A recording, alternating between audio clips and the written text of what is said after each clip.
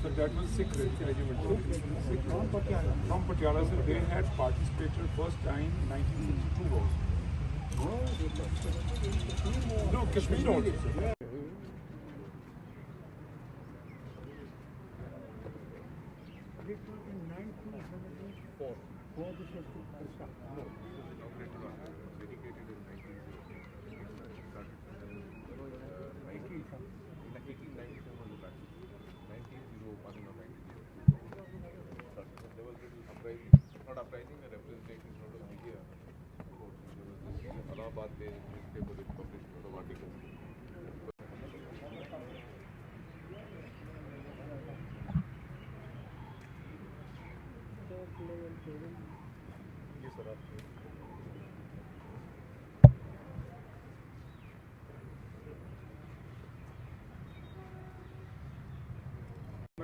नाम ले आगे।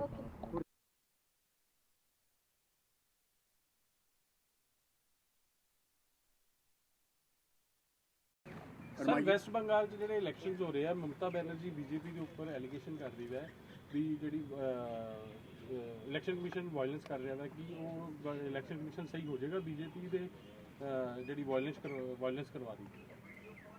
देखिए वायलेंस तो इलेक्शन में होता है, इलेक्शन इसमें कोई शक नहीं है। इलेक्शन कमीशन का काम है कि वो किसी का साइड नहीं ले और सही तरीके से ये देखे कि इलेक्शन साफ सुथरे हो। ये इलेक्शन कमीशन का जो उनके पास अथॉरिटी है वो इस चीज़ की है। अगर इलेक्शन कमीशन बायस हो जाता है फिर वो इलेक्शन में ख़तरा रहता है। तो ममता बनर्जी जी कह रही हैं, जो आपका सवाल है, कि इलेक्शन कमीशन बायस है और वक्त बताएगा कि क्या इलेक्शन कमीशन बायस है या नहीं। जैसे जैसे इलेक्शन चलेगा उसके बाद पता लगेगा क्या है। सर किसानों का मसला कैसे देख रहे हैं कि किसानों का मसला लंबा होता जा रहा है, केंद्र सरकार इस तरफ जा रही है? देखिए मैं आपको बताऊंगा, कई मसले लंबे हो जाते हैं मगर किसानों का मसला सही है। 3 कानून जो पास किए गए हमने उसका विरोध किया पार्लियामेंट में और हमने उस वक्त भी सरकार से कहा था इसको स्टैंडिंग कमेटी में भेज दीजिए, वहाँ देखें इसमें अगर कोई खराबी है उसको ठीक किया जा सकता है और फिर कानून लाइए। आज भी हम ये कहते हैं कि आज भी हम ये कहते हैं कि ये जो कानून है इसको वापस ले लीजिए, किसानों से बैठ के बात कर लीजिए और जो सही है उसको लाइए जिसमें किसान भी खुश रहेगा, देश भी आगे तरक्की करेगा। किसान मर गया तो हम कहाँ जाएंगे। फारूक सर, सुब्रमण्यम स्वामी जो भाजपा के नेता हैं उन्होंने ही अपनी सरकार के ऊपर सवाल उठाए हैं कि केंद्र सरकार किसानों के मसले में नहीं झुक रही, वो चीन के आगे झुक जाती है। देखिए इसमें कोई शक नहीं है कि चीन काफ़ी पावरफुल है, मगर हमें भी ये नहीं समझना चाहिए कि हम कमज़ोर हैं। हमने चूड़ियाँ पहन नहीं रखी।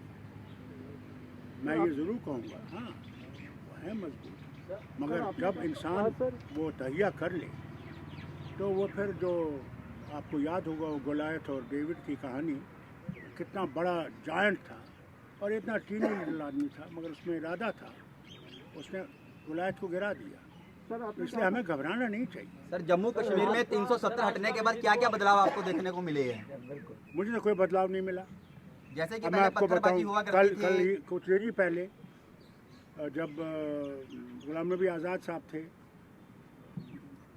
विपक्ष के नेता थे राज्यसभा में, तो उनने सवाल उठा, वहाँ से उनने कहा था कि बहुत तरक्की हुई है। उनने एक ही चीज़ कही, उन्होंने कहा सांबा देखिए, सांबा में 12,000 लगे हुए थे उद्योग। जब से 370 उठाया गया आज वहाँ सिर्फ 7,000 उद्योग हैं। वो क्यों भाग गए? अगर सचमुच हम लोग उन्नति पे हैं, तरक्की कर रहे हैं, फिर तो उनको और आना चाहिए और इंडस्ट्री लगनी चाहिए। जिस तरह पहले पत्थरबाजी घटनाओं की खबरें लगातार आती रहती थी, आजकल वो इतनी आनी नहीं है, क्या बदलाव नहीं देखते इस चीज़ को? आप समझते हैं कि पत्थर मारने से ही बदलाव आ जाता है? उससे आप लोगों के दिलों को नहीं देखते? आखिरकार 370 किसने दिया था? हम लोग मुसलमान रियासत थे, हम लोग पाकिस्तान जा सकते थे या नहीं जा सकते थे? मगर वहाँ एक मर्द मुजाहिद था जिसका नाम शेर कश्मीर शेख मोहम्मद अब्दुल्ला था। उनके बाद उसने कहा कि हमारा नाता हिंदुस्तान के साथ है, बहुत खूब। गांधी के हिंदुस्तान के साथ है, ये याद रखिएगा। तो अब सर क्या ताकत के साथ नहीं था। और जब उस वक्त बैठे तो महाराजा हरि सिंह ने 1927 में कानून लाया था डोगराओं के वो जो उनके जो कल्चर है उनको बचाने के लिए। वही फिर 370 में आया, बचाव आया, और उस बचाव ने रियासत को बचा दिया। जिस तरह बाकी रियासतों में लोग बसे हुए हैं, हमारी रियासत में नहीं बसे हुए हैं। वो तो एक बचाव है, बाकी जगहों तो सब बसे हुए हैं। तो इसे ये कहना, हमने कभी नहीं कहा हम भारत के हिस्सा नहीं हैं, हम भारत के हिस्सा हैं। ये गलतफहमी निकालिए, हम भारतीय हैं, मगर जो आपने हमसे वादा किया है उसको पूरा कीजिए। और हम कुछ नहीं चाहते, हम भारत के साथ तरक्की करना चाहते हैं, पीछे नहीं हटना चाहते। सर आपने कहा सर पंजाब में लगभग चुनावों का बिगड़ बढ़ चुका है, चुनाव आने वाला है। बिल्कुल बढ़ गया, फू फू फू फू फू फू मुबारक हो। आपका विजिट तुम कैसे देखे फिरोजपुर में? देखिए, सबसे बड़ी चीज़ मुझे, पिछली दफ़ा जब मैं आया था कुछ साल पहले, तो मैं यहाँ नहीं आया था, और मेरी ज़बरदस्त इच्छा थी कि इन फौजियों ने जो कुर्बानियाँ दी हैं, और तब कुर्बानियाँ दी हैं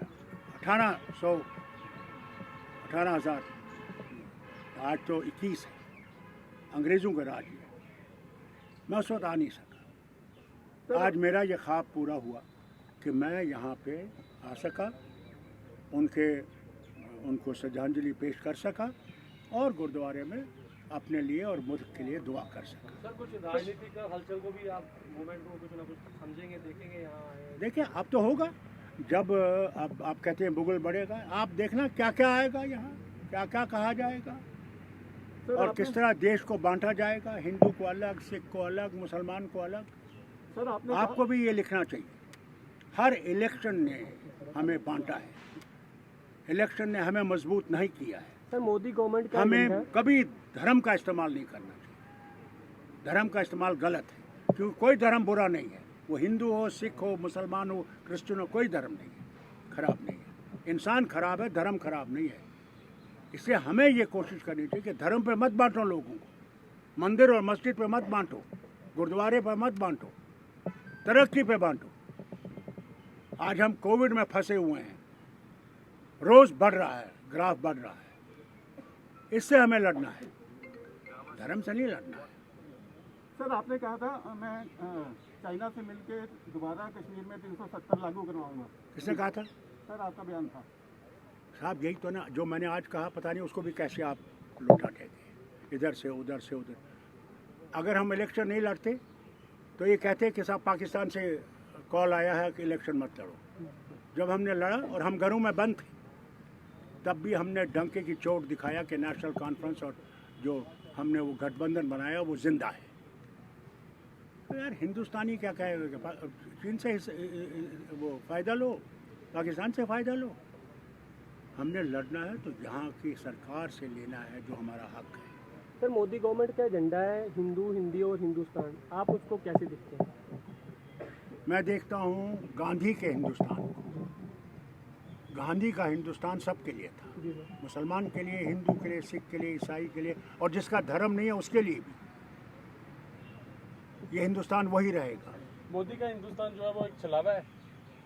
जनाब, इलेक्शन का ढोंग है, इलेक्शन में हमने वोट लेने हैं, इसलिए धर्म पे बांट रहे हैं, मगर ये नहीं देखते हैं कि देश का बेड़ा गर्क उसी से होगा। थैंक यू भाई।